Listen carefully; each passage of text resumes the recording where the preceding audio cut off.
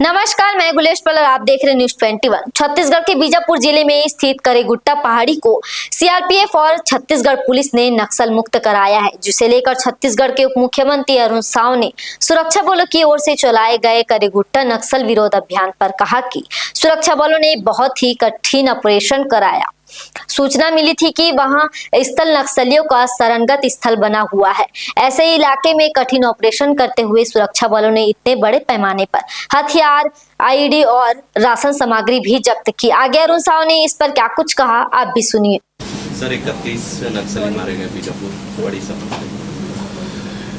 एक बहुत कठिन ऑपरेशन सुरक्षा बलों ने चलाया। एक बहुत कठिन और दुर्गम पहाड़ी का इलाका,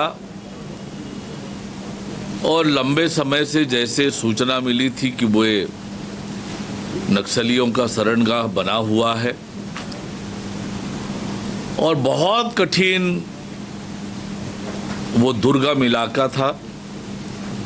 उस दुर्गम इलाके में ऑपरेशन करना अपने आप में बहुत बड़ी चुनौती थी। 44 डिग्री टेम्परेचर का तापमान, जंगल पहाड़ का वो इलाका, और ऐसे इलाके में कठिन ऑपरेशन करते हुए सुरक्षा बल के जवानों ने जिस प्रकार से इतने बड़े पैमाने पर हथियार, ईआईडी और राशन सामग्री इतनी बड़े मात्रा में ये जब्त किया। हथियार बनाने के 4 उनके केंद्र को ध्वस्त किया और साथ ही 31 नक्सली, जो लगभग 2 करोड़ के इनामी नक्सली ये मारे गए।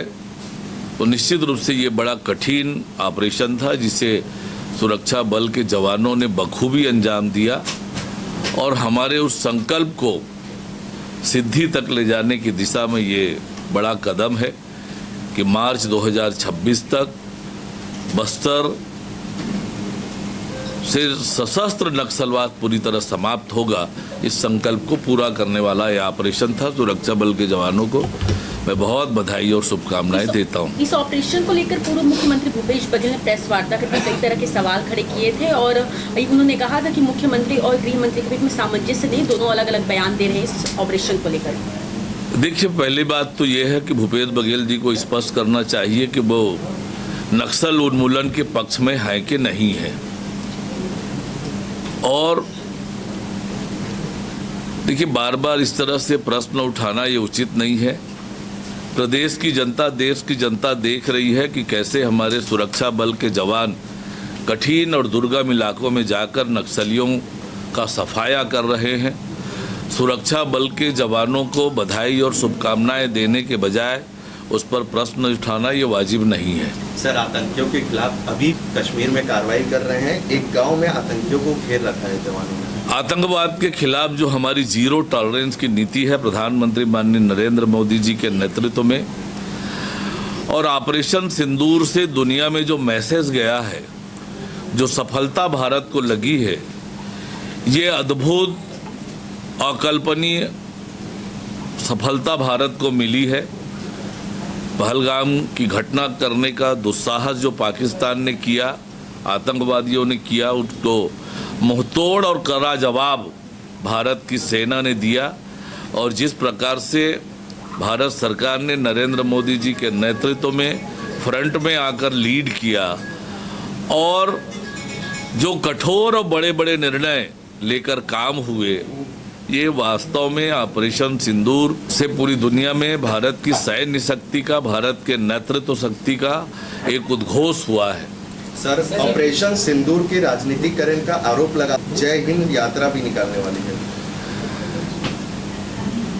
देखिए, ये सेना का शौर्य है। ऑपरेशन सिंदूर प्रधानमंत्री माननीय नरेंद्र मोदी जी के मजबूत और सक्षम निर्णायक नेतृत्व का कमाल है।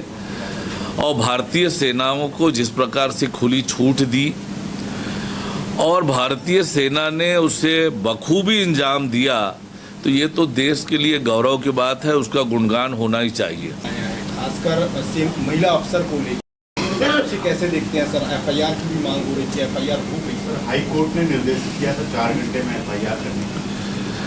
विपक्ष इस पे राजनीति भी कर रही है। देखिए, जिस प्रकार से नारी सशक्तिकरण का आवाज बुलंद है, सभी को बयान देते समय, बात कहते समय पूरी सावधानी और सुचिता बरतनी चाहिए।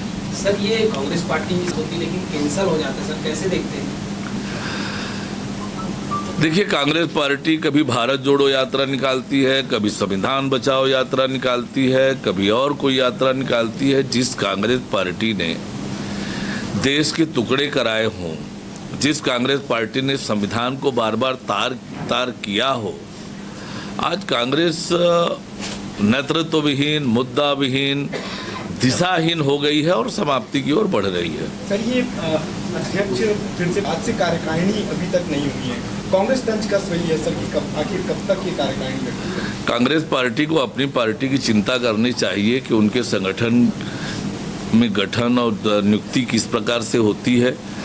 छत्तीसगढ़ की जनता बार बार सुन रही है पिछले 1.5-2 सालों से, विधानसभा चुनाव के समय से, कि कांग्रेस में परिवर्तन होगा, ये होगा, वो होगा, उसकी चिंता करें। हमने विधिवत रूप से अपने मंडलों का चुनाव किया, जिले का चुनाव किया, प्रदेश अध्यक्ष का चुनाव किया और अभी मंडलों की कार्यसमिति बनाने का काम चल रहा है। उसके बाद जिला की कार्यसमिति भी गठित होगी और फिर प्रदेश की कार्यसमिति गठित होगी। कांग्रेस को हमारी पार्टी की चिंता करने की जरूरत नहीं है। हमारी पार्टी कार्यकर्ता आधारित लोकतांत्रिक पार्टी है। पार्टी हमारी संविधान सम्मत चलती है, संविधान के अनुरूप काम करती है। सर, दिन सड़क को लेकर के अनियमितता, गुणवत्ता और करप्शन पर हमारी सरकार की जो जीरो टॉलरेंस नीति है, उसी के अनुरूप लगातार हम कार्यवाहियां कर रहे हैं। रोड में नियमितता का समाचार मिला और हमने जांच समिति गठित की है। जांच में जो भी दोषी पाया जाएगा उस पर कठोर कार्यवाही होगी।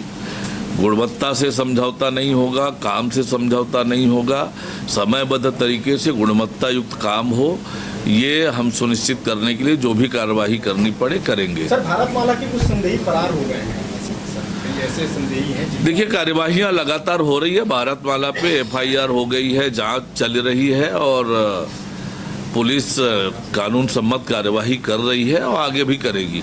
आपने देखा कि अरुण साव ने क्या कुछ कहा इस नक्सल ऑपरेशन को लेकर और आगे ऐसी खबरों के लिए बने रहिए News 21 के साथ। धन्यवाद।